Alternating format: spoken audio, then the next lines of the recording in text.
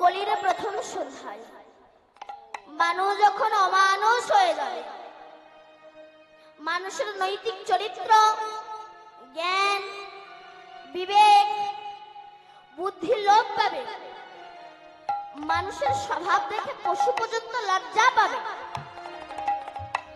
মানুষকে দেখলে চেনা যাবে না এই মানুষরা পশু, অমানুষ। কেন?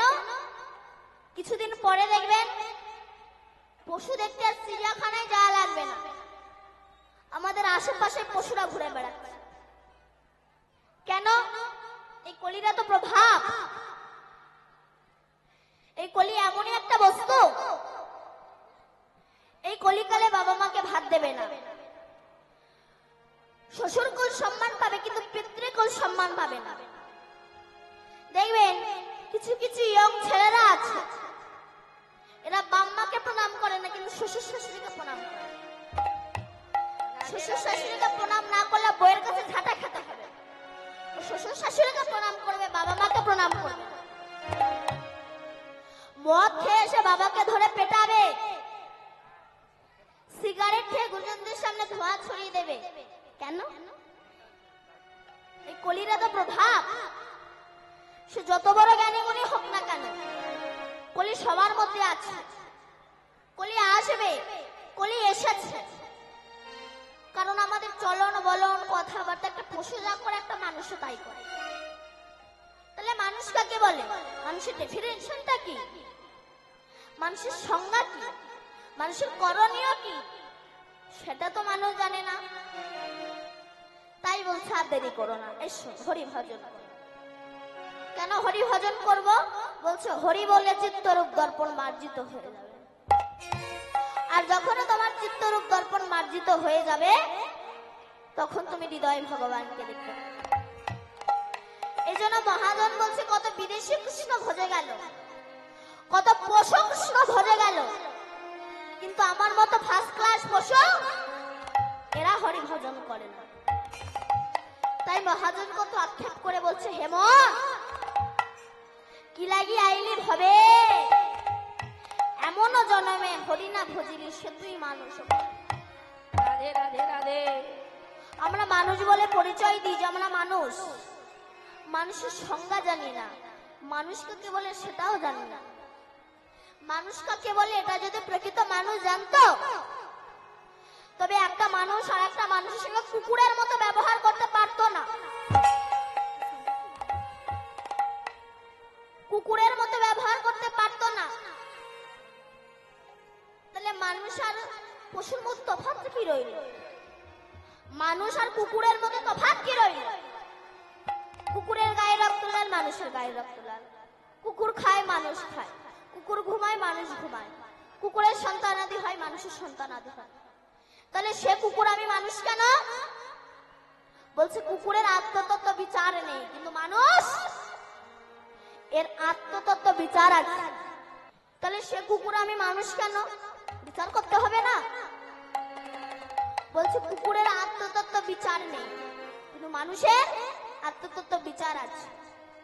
তোমার আত্মতত্ত্ব বিচার থাকা সত্ত্বেও তুমি যদি হরি ভজন না করো তোমাকে কুকুর বললেও কোনো যায় এসে যায় না। কেন? পশুর সমতুল্য তুমি। হরি ভজন করার জন্য এসেছো, হরি ভজন করলে না পশুর সমতুল্য হয়ে গেলে তুমি। তাই মহাজন বলছে এসো হরিনাম করি। কেন হরিনাম করব? বলছে হরিনাম করলে চিত্তরূপ দর্পণ মার্জিত হয়ে যাবে। কেমন না? যেমন আয়না, আমাদের মুখ ঢাকার যে আয়না পাওয়া যায়, ওই আয়নায় যদি ময়লা পড়ে থাকে নিজের মুখ কি দেখা যাবে না? কি করতে হবে? এখন মেজে ধুয়ে ফেলো, তখন দেখতে পাবেন। ঠিক তদ্রূপ আমাদের চিত্তরূপ আয়নাতে দর্পণে অনাদি কাল হতে অনেক নোংরায় পরিপূর্ণ হয়ে গেছে। কিসের নোংরা? অজ্ঞানতা, অহংকারের নোংরায় পরিপূর্ণ হয়ে গেছে। এখন কি করবেন? এখন বসে বসে কৃষ্ণ নাম দিয়ে মাজুন, মেজে চোখের জলে ধুয়ে ফেলুন, তখন ভগবানকে হৃদয়ে তুমি দেখতে পাবে। কেমন না? পূর্ণিমার আকাশের চাঁদ সেটা পুকুরের জলে দেখা যায় বটে, তবে পুকুরটা স্বচ্ছ, নির্মল এবং পরিষ্কার হতে হবে। ওই পুকুরে যদি কচুরি পানা পরিপূর্ণ থাকে তাহলে আকাশের পূর্ণিমার চাঁদ দেখা যাবে না। ঠিক তদ্রূপ আমাদের হৃদয়ের পুষ্করণীতে যদি অহংকারের কচুরি পানা পরিপূর্ণ থাকে, কোনোদিনও আমরা গোবিন্দকে দর্শন করতে পারবো না। তাই গৌর হরি তাই হরি ভজন করো। তাই যারা গোবিন্দকে ভজনা করে তাদের চোখের জলে ভাসতে হয়। কেন? রামায়ণে একটা কাক প্রভু রামচন্দ্রের কাছে গিয়েছে, গিয়ে বলছে, হে প্রভু রাম, তুমি আমাকে এমন একটা কুলে জন্ম দিয়েছো, আমি দেখতে খারাপ, আমাকে কেউ ভালোবাসে না, কেউ পোষে না, আবার আমি ডাকলে নাকি অমঙ্গলের ছায়া, আবার আমি যদি কারোর ঘরের চলে বসে ডাকি মানে গান সাধনা করি, মানে কাক আবার গান সাধনা করে। হেবি সুন্দর গলা না কাকে? হেবি সুন্দর না? আমাকে সবাই ঢিল ছুঁড়ে মারে, ওরা আমার ডিজাইনটা কি সুন্দর করে দেবে? রামচন্দ্র বলছে, শোনো কাক, ওটা তোমার দোষ, তোমার আহারের দোষ। আহারের দোষ কেন? তুমি কি খাও? পচা পেঁচকো নোংরা জাতীয়। আমি বলছি সবার কাছে যে কীর্তন চলাকালীন আসলে কেউ পয়সা দিতে আসবেন না, কেউ আসবেন না, আসলে তাদের কীর্তনের ব্যাঘাত হয়। যাই হোক, রাধে রাধে। তুমি কি খাও? পচা পেঁচকো নোংরা যদি এইসব জিনিস খাও, তাই মানুষ তোমাকে ভালোবাসে না। তুমি এক কাজ করো, তুমি বলো কার জীবন চাও? তখন কাক বলছে, আপনি এক কাজ করুন, আমাকে হাঁসের জীবন করে দিন। রামচন্দ্র বলল, হাঁসকে ডেকে আনো, দেখি হাঁস সুখে আছে কিনা জিজ্ঞাসা করতে হবে না। তখন কাক হাঁসকে ডেকে এনেছে। হাঁস ভাই একটু যাবে? প্রভু রামচন্দ্র ডেকেছে। যেই না হাঁস এসেছে, রামচন্দ্র জিজ্ঞাসা করছে, হাঁস তুমি সুখে আছো? হাঁস বলল, প্রভু আমি সুখে নেই। কেন? জগতে কেউ সুখে নেই মা, সুখ একমাত্র বৈষ্ণবের চরণে। তাহলে বৈষ্ণব বলবেন কাকে? যারে দেখিলে মুখে আসে কৃষ্ণ নাম, জানিবে সেই তো বৈষ্ণব প্রধান। রূপ গোস্বামী পাদ প্রতিদিন ভজনে আবার রাধা গোবিন্দের লীলা দেখে। আজও রাধা গোবিন্দের লীলা দেখছে। আজকে দেখছে কৃষ্ণ রাধাকে কাঁধে নিয়েছে, রাধারানী ফুল পাচ্ছে, কৃষ্ণ রাধাকে ইচ্ছা করে ফেলে দিয়েছে, রাধারানী পড়ে গেছে। এই দেখে রূপ গোস্বামী পাদ হেসে উঠেছে। যখনই হাসলো, ঠিক ওই পথ দিয়ে খঞ্জ বাবা যাচ্ছিলেন, উনি খোঁড়া। যখনই হাসলো, উনি মনে মনে ভাবলো, আমি খোঁড়া বলে রূপ আমাকে দেখে হাসলো, কিন্তু উনি তো ওনাকে দেখে হাসেনি, গোবিন্দের লীলা দেখতে গিয়ে হেসেছে। খঞ্জ বাবা মনে মনে ভাবলো, আমি খোঁড়া বলে হেসেছি, যাও তোমার কৃষ্ণ কৃপা হবে। আর কোনোদিনও রাধা গোবিন্দের লীলা দেখতে পাই না। প্রত্যেক বৈষ্ণবের হাতে পায়ে ধরে, আমি কেন রাধা গোবিন্দের লীলা দেখতে পাচ্ছি না? প্রত্যেক বৈষ্ণব বললেন, তোমার বৈষ্ণব অপরাধ হয়েছে, ক্ষমা চাও। বলে, কি করে বুঝবো কোন বৈষ্ণবের কাছে আমি অপরাধী? বলে, তুমি এক কাজ করো, বৈষ্ণব সেবা। যে বৈষ্ণব আসবে না জানবে তার কাছে তুমি অপরাধী। সবাই এলো, কিন্তু খঞ্জ বাবা এলো। রূপ গোস্বামী পাদ খঞ্জ বাবার কাছে ছুটে গিয়ে বলছে, বাবা কি অন্যায় করেছিলাম আমি, কি অপরাধ করেছিলাম আমি, যার জন্য আমি গোবিন্দের লীলা দেখতে পাচ্ছি না? খঞ্জ বাবা বলল, রূপ আমি খোঁড়া বলে তুমি আমাকে দেখে হাসো? খঞ্জ বাবা বলল, কই? রূপ বলল, কই না তো, আমি তো আপনাকে দেখে হাসিনি, গোবিন্দের লীলা দেখতে গিয়ে হেসেছি। খঞ্জ বাবা বলল, তাহলে আমার ভুল হয়ে গেছে, আশীর্বাদ করে তোমার কৃষ্ণ কৃপা। এই যে অলক্ষ্য যে অপরাধ গুলো হয় মা, তুমি রাধা গোবিন্দের নামে নিন্দা করলে কি পৃথিবী থেকে রাধা গোবিন্দের নাম কমে যাবে? ঘরে ঘরে গ্যাস্ট্রিক রোগী,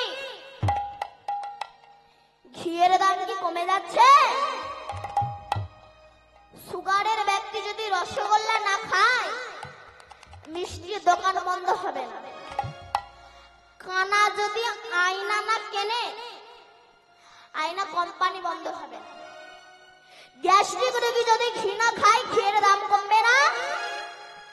সুগারের ব্যক্তি যদি রসগোল্লা না খায়, মিষ্টির দোকান বন্ধ হবে না। ঠিক তেমনি চরিত্রহীন যদি কৃষ্ণ নাম না করে, বৈষ্ণব মালা তিলক দেশে বন্ধ হবে না। তাই গৌর হরিব। তো রামচন্দ্র বলছে, হাঁস তুমি সুখে আছো? হাঁস বলছে, প্রভু আমি সুখে নেই। কেন জানো? আমি জলে থাকি, ডুব মেরে শামুক তুলে খাই। জানো, যে আমাকে পোষে, আমি যখন ডিমগুলো পারি, যে আমাকে পোষে আমার ওই ডিমগুলো রান্না করে খেয়ে নেয়। আমাকে মা ডাক না শুনতে দেয় না। তারপর আমি যখন আর ডিম দিতে পারবো না, সেই সময় আমাকে কেটে রান্না করে খাবে। তাই বলবো, প্রভু আমার ঠিক আগে বেশি সুখে আছে, কারণ ওর মাংস কেউ খায় না। রামচন্দ্র বলছে, কাক তাহলে হাঁসের জীবন চাও? বলে না, ওর কথা শুনে ভালো লাগছে। তাহলে কার জীবন চাও? বলে আপনি এক কাজ করো, আমাকে টিয়া পাখি দেবেন। কি সুন্দর টি টি করে ডাকবে। বলো ঠিক আছে, টিয়া পাখিকে ডেকে আনো, দেখি টিয়া পাখি সুখে আছে কিনা জিজ্ঞাসা করতে হবে না। কাক তখন টিয়াকে ডেকে এনেছে। রামচন্দ্র বলছে, টিয়া তুমি সুখে আছো? টিয়া বলল, প্রভু আমি জগতে কেউ সুখে নেই মা। ভাবছেন বড় লোকের ঘরে সুখ আছে? কান পেতে দেখবেন, তার ঘরের মতো অশান্তি দুনিয়ায় নেই। কেন? গেজেটেড অফিসে চাকরি করা ছেলের মা বাবা ভাত পায় না, কিন্তু বৈষ্ণবের ভাতের অভাব হয় না। কেন? বড় লোকের ঘরে সুখ নেই মা। কোন বড় লোককে প্রশ্ন করুন, দাদা ভালো আছেন তো? ও সুরে বলে ওই আছি। আর কোন বৈষ্ণবকে প্রশ্ন করুন, বাবা ভালো আছেন তো? রাধারানীর কৃপায় খুব ভালো। বড় লোকের ঘরে সুখ নেই মা। কেন?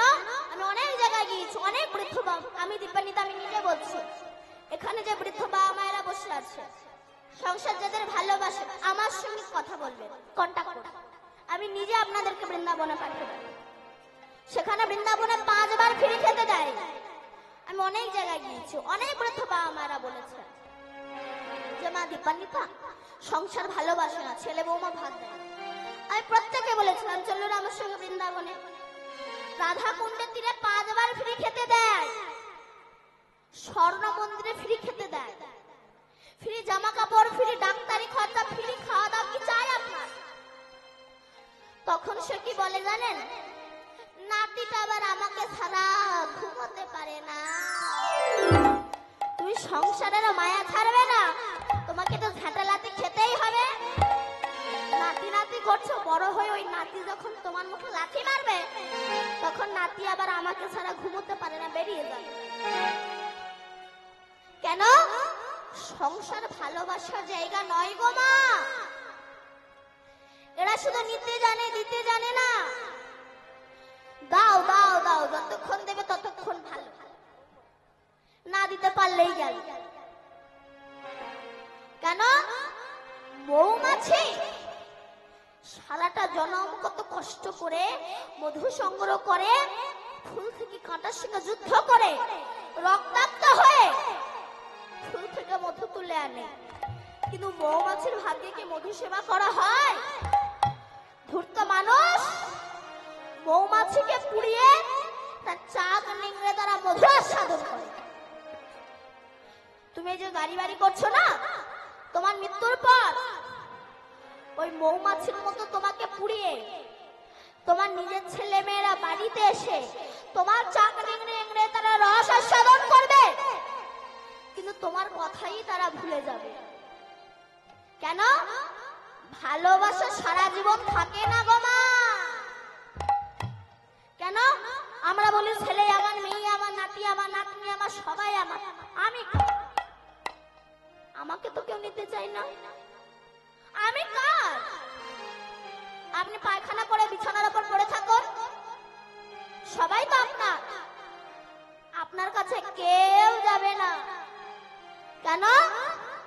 ভালোবাসা ততদিনই থাকে যতদিন তোমার দেহে রূপ যৌবন তোমার টাকা থাকবে, ততদিন ভালোবাসা থাকবে। রূপ যৌবন ফুরিয়ে যাক, ভালোবাসার সঙ্গে বিদায়। কেন? আমরা দেখবেন অনুষ্ঠান বাড়িতে একটা পাতিলেবুকে 4 ভাগে ভাগ করে 1 থালি দেয়। প্রথমবারে যখন চাপ দেয় গল গল করে রস পড়ে, তারপরে চাপ দিলে রস শুরু হয়ে পড়ে, তারপরে 1-2 ফোঁটা পড়ে। এবার খেয়ে দে লেবুর খোসাটা পাতের এক পাশে ফেলে রেখে চলে যাচ্ছে। যে খেয়েছিল লেবুর খোসাটাকে আক্ষেপ করে বলছো, হে মানুষ, তুমি আমার রসে ভাত খেয়ে পরিতৃপ্ত হয়ে উঠে চলে যাচ্ছ, আমাকে কিছু বলবে না? তখন সেই ব্যক্তি বলছে, তোমাকে কি বলবো? তোমার সঙ্গে সম্পর্ক ছিল যতক্ষণ তোমার দেহে কি ছিল? রস। রস নাই, তোমার সঙ্গে আমার সম্পর্ক। ভালোবাসা ততদিন থাকে গো মা, যতদিন তোমার দেহে রূপ যৌবন তোমার টাকা থাকবে, ততদিনই ভালোবাসা থাকবে। রূপ যৌবন ফুরিয়ে যাক, ভালোবাসার সঙ্গে বিদায়। সংসার নিতে চাই, দাও দাও দাও দাও। এখানে যে বৃদ্ধ বাবা মায়েরা বসে আছে, বুকে হাত দিয়ে বলুন তো, সংসার কি পেয়েছেন আপনারা? ঝেঁটা লাজি কষ্ট ছাড়া কি পেয়েছে? কারণ সংসার এরা নিতে জানে, দিতে জানে না। তাই গৌর হরি বলছে, তোমরা দেরি করো না, শেষ একবার হরি বল বলো। মুখে হরি বল হরি বল হরি বল বলে আমার নিতাই নেচে যায়, আমার গৌর নেচে যায়।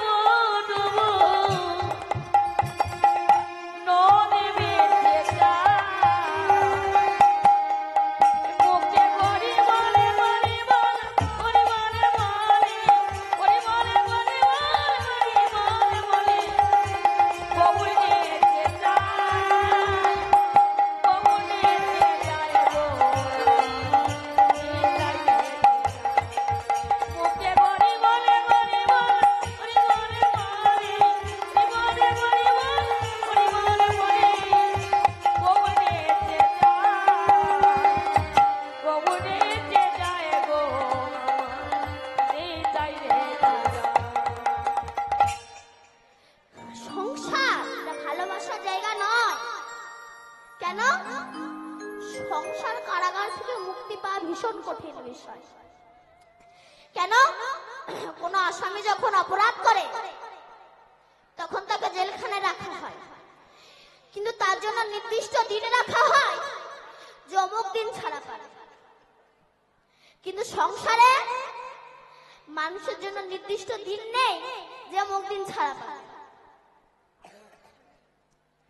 আবার কি হয়, অনেক সময় অনেক আসামি প্রহরীর চোখে ধুলো দিয়ে কারাগারের পাঁচিল টপকে পালিয়ে যায়।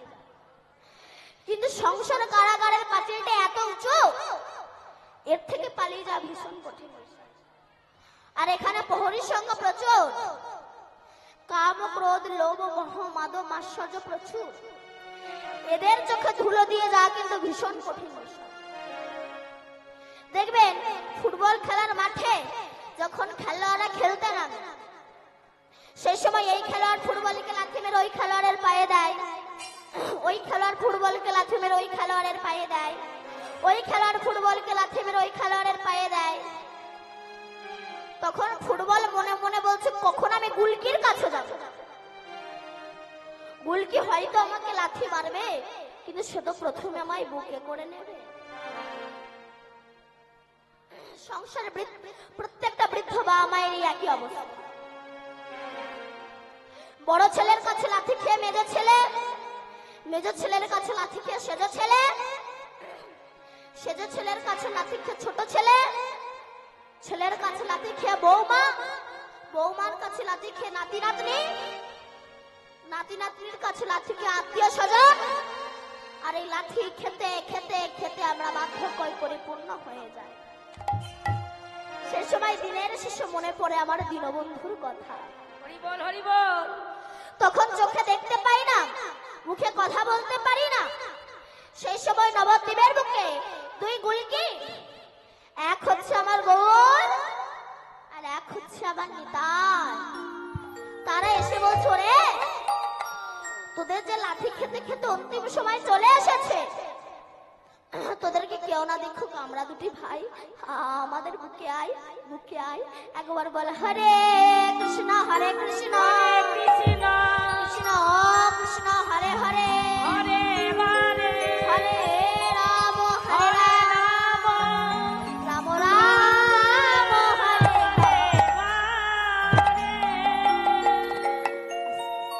জয় রাধে।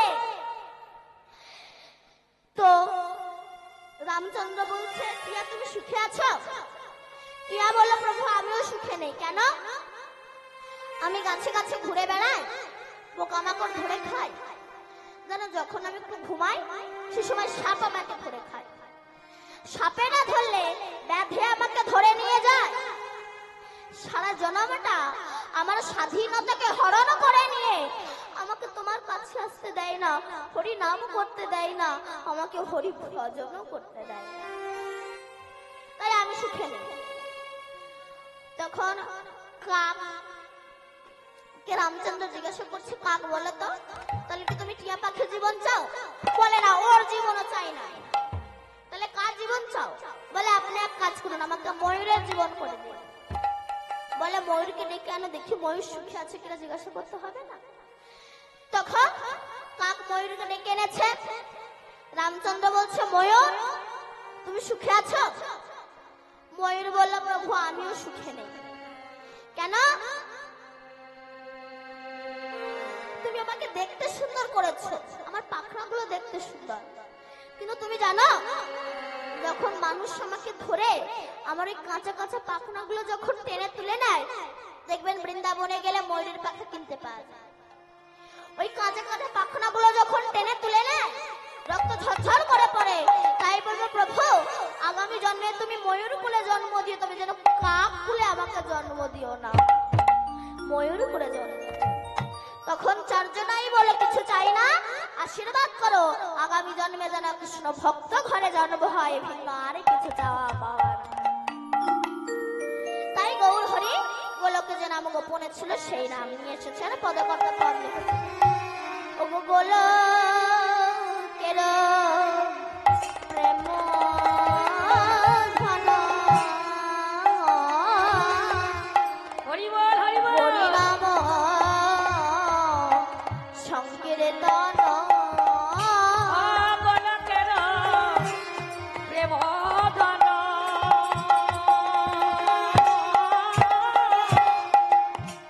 হরি নাম সংকীর্তন, গোলকের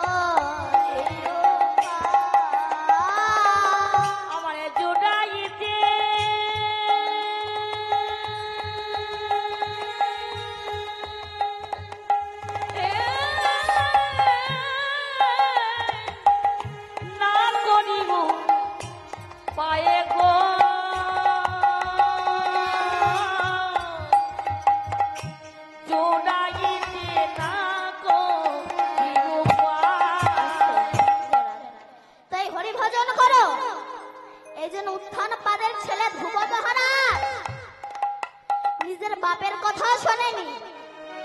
কেন? ধ্রুব মহারাজ একদিন মাকে জিজ্ঞাসা করেছিল, মা, জগতে কি আমার বাবা নাই যে আমাকে কোলে তুলে নেবে, আমাকে কত আদর করবে?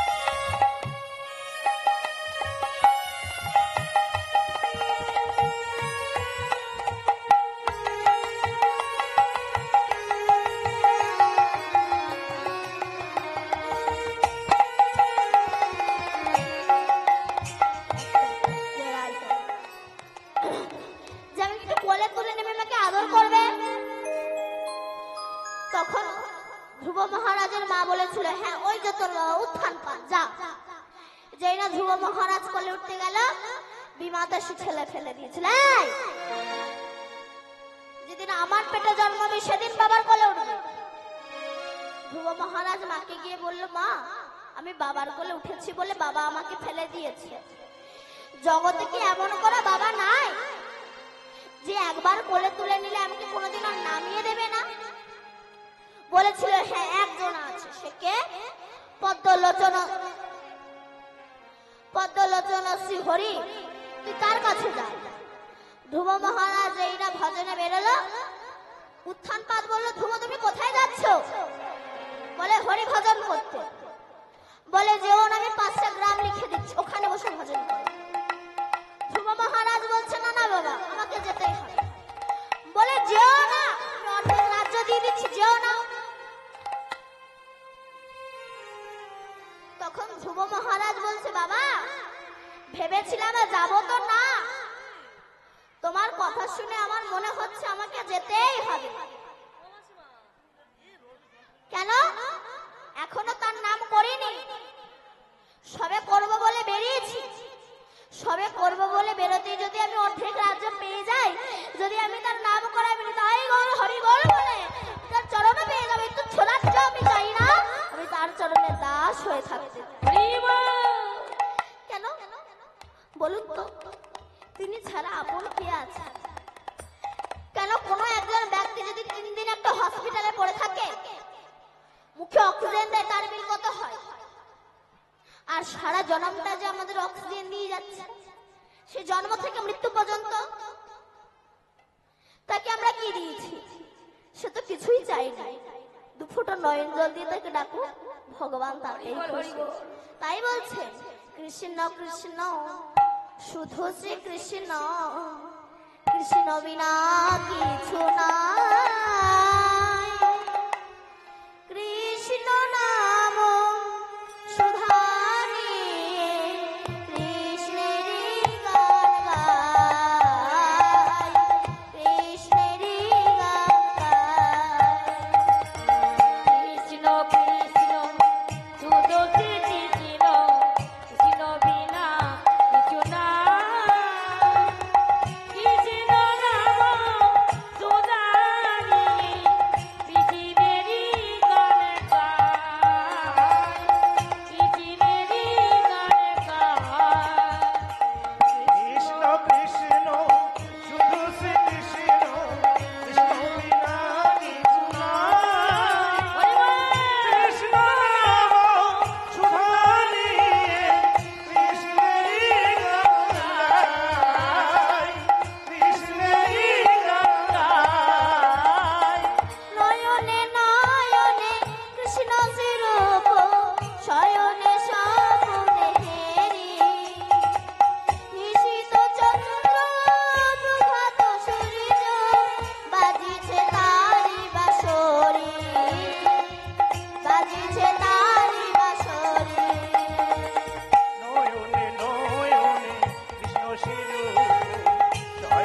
সব